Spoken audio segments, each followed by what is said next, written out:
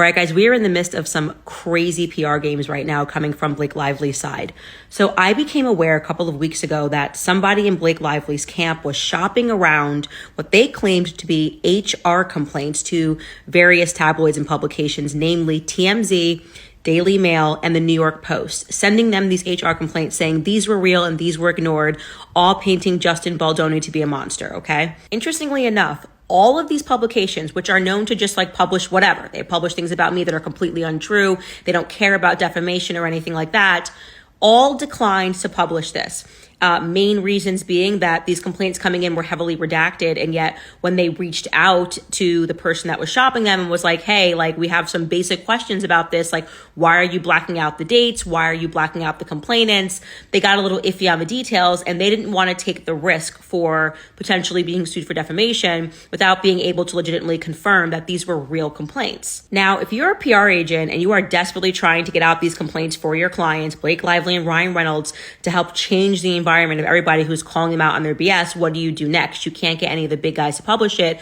So you start leaking to TikTokers, independent journalists, because you view these people to be stupid, right? So you're like, okay, they'll absorb the risk. They'll definitely publish this if they think that they have an exclusive. And essentially that's what's happened. They started shopping this around to independent journalists. And I'm now going to show you the complaints that they've been shopping around.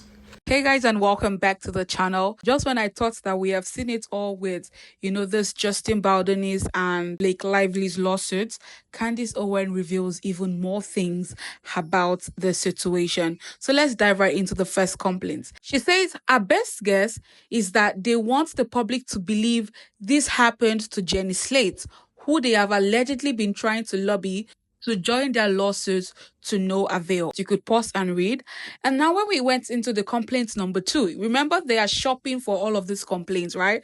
And so she said, we know this is Blake Lively and she has been debunked on these claims. But note that the date is not fully redacted and we can see an M. And I'm still wondering why almost all of this has been redacted. Now, the third complaint is, we are meant to assume this happened to Isabel Ferrer. This is what we call investigative journalism. That's what, Candace Owens has been doing. Shout out to my girl. Blake's team is shopping these alleged HR complaints with no dates, but we can actually look through our CRD complaints plus Justin's timeline and her timeline to deduce exactly what these alleged complaints went out, right? And now she also said this. We know Lively herself called Sonny on May 29th with complaints that shocked Wayfarer, but Sonny told Wayfarer she declined to file a formal complaint. Can you imagine, right? Now she says, is it possible that Blake also complained during this phone call on behalf of other actresses? This is getting interesting. Now, let's take a look at Blake Lively's initial CRD complaints to see if we can match dates.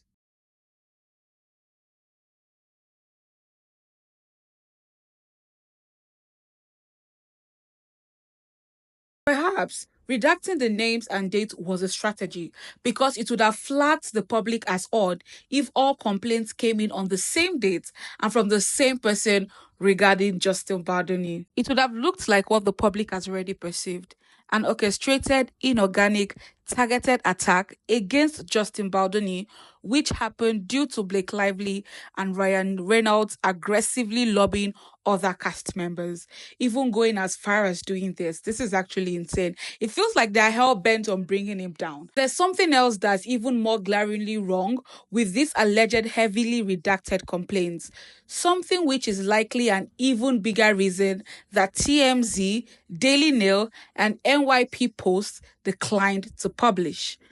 And all of these heavily redacted complaints were sent to Sonny, not Wayfarer. Yet, back in August, when Blake's disastrous PR team tried leaking to the press that they were complaints against Justin, Sonny went on record with Variety and said that it wasn't true.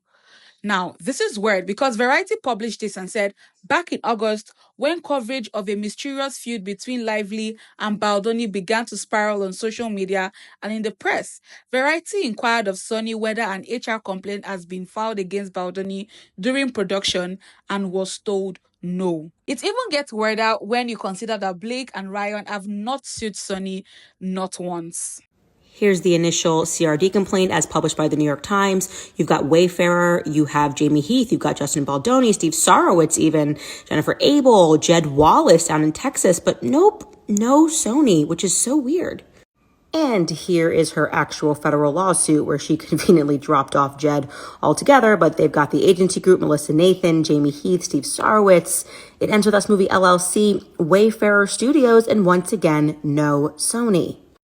So what does this tell us? Well, first and foremost, that they still believe the public is stupid, that moms on the internet are stupid, that we don't understand these legal games and these PR games, and we keep proving that to be wrong time and time again. But let's just keep going with this strategy, Blake's PR team.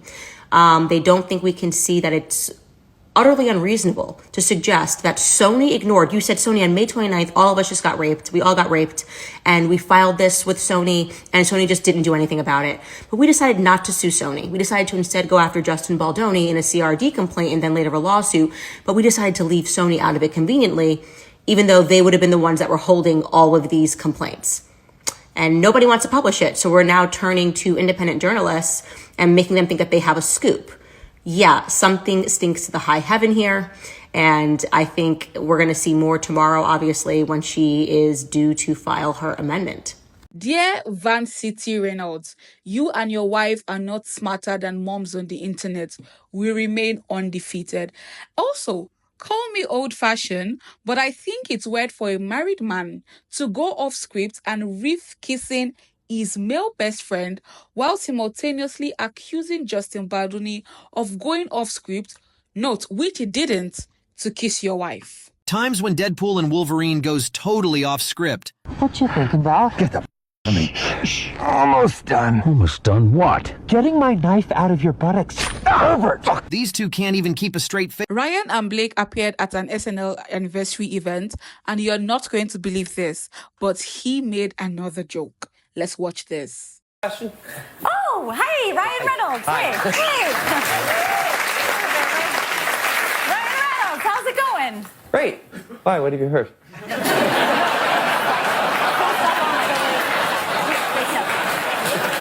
Everyone is saying, that it is not okay that you used Hollywood actors to ruthlessly bully and humiliate someone under the guise of what? Of Deadpool jokes. Now, what did... we didn't say this is what he did outrightly. He indirectly just said, okay, but what if I showed up in a room filled with Hollywood actors and make one more joke, right? That was what we could actually describe as what he did. I shall shout out to Kevin Costner for not so much as smirking once. His face says, you are not using me in one of your weird A-list girl power skits. Yo, this is interesting. Be nice to people on your way up because you will meet them on your way down. A wise expression. Just ask Emmanuel Miller, who has been in the industry as a hairstylist to A-listers for over 35 years. You won't believe this, but he had something interesting to say about Blake, right? And despite working with everyone from Angelina Jolie to Brad Pitt, there is one experience that has stuck with him. Here's what Emmanuel had to say about Blake. He said, I did Blake's hair on a film called Hick. Mindless, self-centered, narcissistic, self-righteous, delusional are just a few words that come to mind after having to spend a month around her and listen to her speak. And not once did she speak to me, because from the very first day of meeting, I could tell it was all about Blake Lively. She doesn't speak to anyone who she feels are beneath her, which from what I witnessed was pretty much everyone. I don't mean to digress, but let's talk about this thing for a little bit. Do you guys remember that video I uploaded a few weeks ago when I compiled people who have worked with Justin, right? Mere workers who have worked with him come out to share their experiences and telling you that the Justin they know is not the same Justin Blake is trying to paint him as. And I kept on saying in that video that I would choose those people over other celebrities stalking and recommending Blake. Why? Because how you treat people who have, who you stand nothing to gain from really says a lot. How you treat a random, normal person, especially someone who you feel is beneath you, says a lot to your character. Now, can you see that is what Candace is saying? But they are really nice to A-list celebrities and billionaires. So who cares about Emmanuel, right? Exactly. My point exactly. So she went out there to say that there's a piece of her that feels that he only showed up to see or stalk Scarlett Johansson. Oh my God. The one that got away from his narcissistic abuse. He needs to insert himself in everything she does. Hence attacking Wayfarer, befriending Hugh Jackman, and casting Channing Tatum. Scarlett Johansson's husband is Colin Jost, the head writer at SNL, and Colin recently made a light joke about Ryan's debacle on Jeopardy. I feel like Ryan needed to show up tonight and awkwardly insert himself into the evening because of that. He's just an unhinged narcissist that needs constant attention. You guys, let me know about what you think, but this is another revelation from Candace. Honestly, at this point, Candace is doing the Lord's work because just when we feel like we've seen everything, she's bringing out even more things. Anyways, you guys, I'll see you in the next one. Do have an amazing day.